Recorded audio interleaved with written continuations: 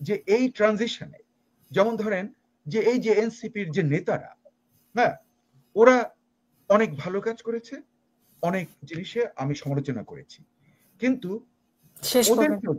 ওদেরকেও যাতে safe transit দেওয়া হয়। ওরা যদি নির্বাচনে উইন না করতে পারে, হ্যাঁ, ওদেরকে যেন শাস্তি না দেওয়া হয়। হ্যাঁ, স্বাধীনতা আন্দোলনের সবচেয়ে বড় শক্তি ছিল জাসদের, জাতীয় সমাজতান্ত্রিক দলের মানে এমব্রায়োনিক যে গ্রুপটা, তারা সবচেয়ে ভূমিকা রেখেছিল।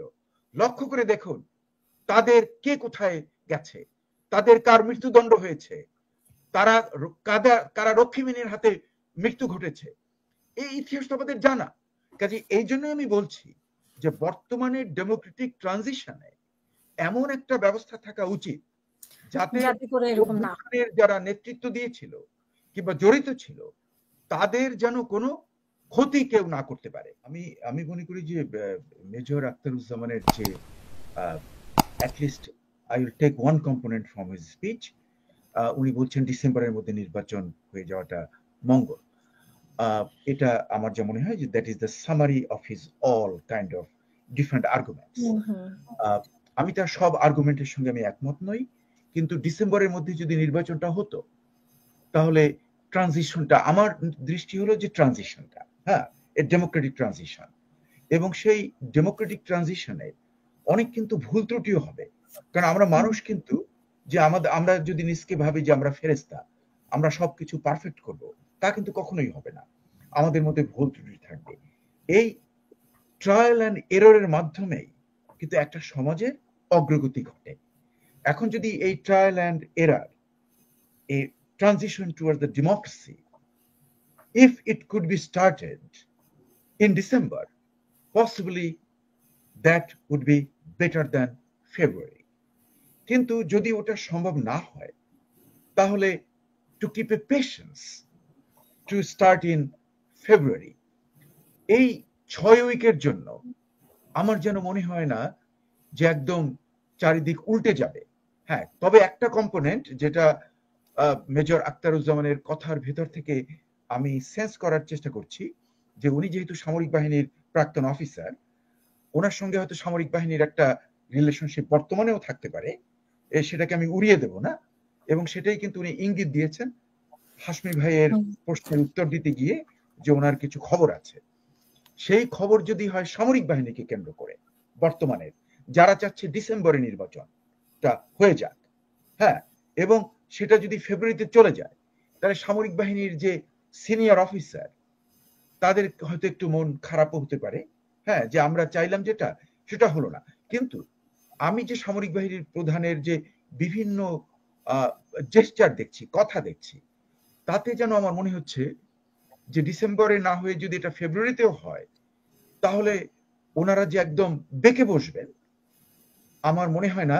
এবং তাতে মেজর আখতারুজ্জামান, আমি মাথা নাড়াচ্ছেন, আমি জানি যে আপনি যদি ডিজিএফ এর কোনো গোপন খবর জেনে যান, মানে জানেন, আমি মনে করি যে আপনি ওদেরকে কনভিন্স করেন যে মাত্র 6 উইক, হ্যাঁ, 6 উইকস এর মধ্যে যদি হয়, ওনাদের মন অত খারাপ করার দরকার নেই।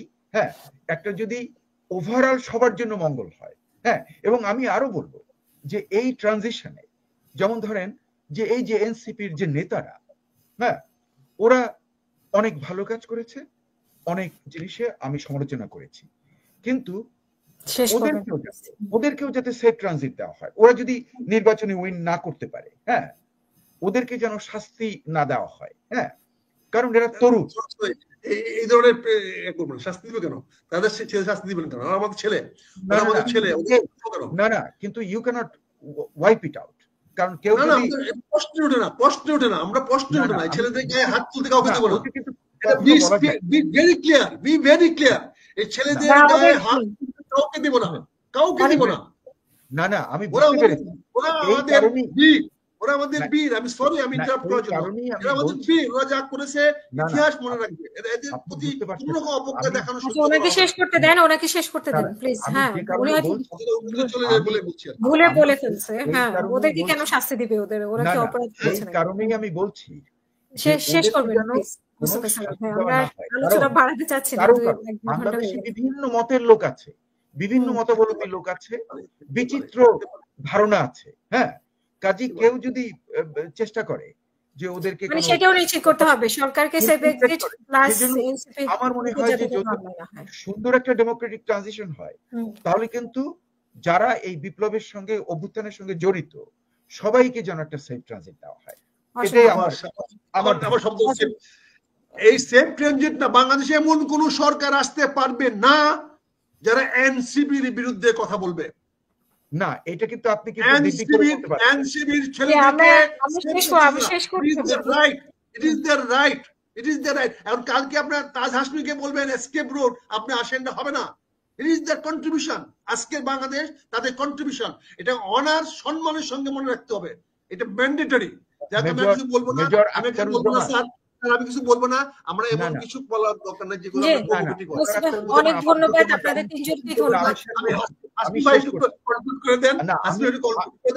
আমি শেষ করছি। মেজর আখতারুজ্জামানের কথাটা মূল্যবান, হ্যাঁ, কিন্তু আমি এগ্রি করছি না, কারণ ফ্রিডম অফ এক্সপ্রেশন আছে। কিন্তু আমি আপনাকে বলি, বেশি দূর আপনাকে যেতে হবে না। আপনি আলজেরিয়ার বিপ্লবের ইতিহাসটাকে আবার একটু রিভিউ করেন, আপনি দেখবেন যে ওখানে কি ঘটেছে। এবং আমাদের বেশি দূর যাওয়ার দরকার নাই, বাংলাদেশের দিকে তাকিয়ে দেখেন যে স্বাধীনতা যুদ্ধের যারা বীর ছিল তারা একজন আরেকজনকে খুন করেছে। কাজে এগুলো তো হিস্টোরিক্যাল। দাঁড়ান, আমার কথা শেষ করতে দেন। এবং আপনি লক্ষ্য করে দেখুন যে বাংলাদেশের স্বাধীনতা আন্দোলনের সবচেয়ে বড় শক্তি ছিল জাসদের, জাতীয় সমাজতান্ত্রিক দলের মানে এমব্রায়োনিক যে গ্রুপটা, তারা সবচেয়ে ভূমিকা রেখেছিল। লক্ষ্য করে দেখুন তাদের কে কোথায় গেছে, তাদের কার মৃত্যুদণ্ড হয়েছে, তারা কারা রক্ষীমিনীর হাতে মৃত্যু ঘটেছে, এই ইতিহাস তো আমাদের জানা। কাজে এই জন্য আমি বলছি যে বর্তমানে ডেমোক্রেটিক ট্রানজিশনে এমন একটা ব্যবস্থা থাকা উচিত যাতে যারা নেতৃত্ব দিয়েছিল কিংবা জড়িত ছিল তাদের যেন কোনো ক্ষতি কেউ না করতে পারে। হ্যাঁ, মানে আমি মনে করি যে এটা একটা শান্তিপূর্ণ ভাবে, সেজন্যই জুলাই সনদ দরকার আর কি। জুলাই সনদ একটা সেফ এক্সিট সবার জন্য থাকা উচিত। এবং অনেক ধন্যবাদ ডক্টর মোস্তফা স্যার। মানে Tarek Rahman will be the next prime minister এবং বিএনপি ল্যান্ডস্লাইড হবে। এবং কিন্তু এই ল্যান্ডস্লাইড হওয়ার পরে লক্ষ্য রাখতে হবে যেন কোথাও কোনো রিভেঞ্জ না হয়, একটা সুইট ট্রানজিশন যাতে হয়, যেটা যুক্তরাষ্ট্রের এক্সাম্পল, ইটালির এক্সাম্পল। ওই সমস্ত বিপ্লবকে আমাদের ফলো করা উচিত। Not the French revolution, not the Bolshevik revolution, যেখানে একজন আরেকজনকে মেরে ভর্তা বানিয়ে দিয়েছে। এবং যেটা আমরা বাংলাদেশেও দেখেছি যে জাসদের কি ঘটনা ঘটেছিল, আমরা দেখেছি মঞ্জুরের কি ঘটনা ঘটেছে, কর্নেল তাহেরের কি ব্যাপার ঘটেছে, এগুলো আমরা চোখের সামনে দেখেছি। যারা হিরো, স্বাধীনতা যুদ্ধের বড় বড় হিরো, তাদের কি পরিণতি হলো। এগুলো যাতে আমাদের আর না হয়, আমাদেরকে সবাইকে টু বি ফ্রেন্ডলি এবং প্রত্যেককে মর্যাদা করা এবং একটা ভালো ট্রানজিশন ঘটে যাক, একটা গণতান্ত্রিক উত্তরণ হোক। এবং আমি আবার লাস্ট রবীন্দ্রনাথ ঠাকুরের ওই গান, আনন্দধারা বহিছে ভুবনে।